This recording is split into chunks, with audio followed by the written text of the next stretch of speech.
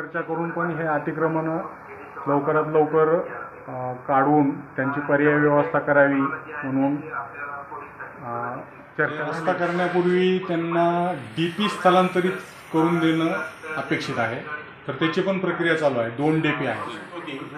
मग शासनाच्या भारत सरकारच्या आरोग्य विभागानं कोविड फील्ड हॉस्पिटल 20 खाटाचे असतील, 50 खाटाचे असतील, 100 खाटाचे असतील, ही संकल्पना राबवून तातडीनं कसे रुग्णालय कार्यान्वित करण्यात येतील.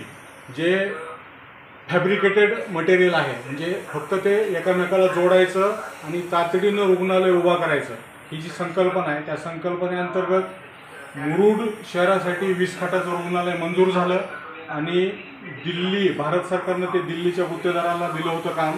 त्यांनी ते पूर्ण करून आपल्याला वापरण्यासाठी तयार करून दिलं. त्याच्यासाठी आपण त्याच इमारतीतला 20 खाटाचा काही भाग ह्या डायलिसिस युनिटसाठी वापरत आहोत आपण, आणि उर्वरित भाग आपण येणाऱ्या कालावधीमध्ये ऑफिस स्थलांतरित करून ऑफिसची अस्तित्वात असलेली जागा बाह्य रुग्ण विभागासाठी वापरणार आहोत बांधकाम पूर्ण होईपर्यंत.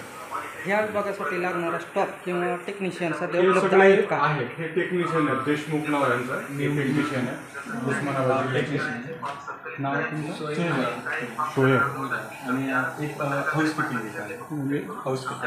म्हणजे स्टाफ नर्स एक येणार आहे आणि स्टाफ नर्स डॉक्टर वगैरे कोण आहेत? आपलेच डॉक्टर आपले RHचे डॉक्टर वापरायचे. सर मग हे उद्घाटन करण्यासाठी किती दिवस थांबायचे? सर आपल्याला आता रोड नाही सर इकडे यायला. हे बांधकामामुळं सर ॲम्ब्युलन्स इकडे येऊ शकत नाही. आपण आजच सर PWला पत्र लिहिलं आहे, आम्हाला एक रस्ता तातडीनं करून द्या म्हणून. हा रस्ता सर आता हे जे कंपाऊंड आहे त्या कंपाऊंडच्या साईडनं रस्ता होईल. त्या संदर्भामध्ये बोलत तुमचा तो म्हणजे महत्त्वाचा प्रश्न आहे रस्त्याचा आणि अतिक्रमण. रस्ता करण्यापूर्वी त्यांना DP स्थलांतरित करून देणं अपेक्षित आहे. तर त्याची पण प्रक्रिया चालू आहे. 2 DP आहेत. दोन्ही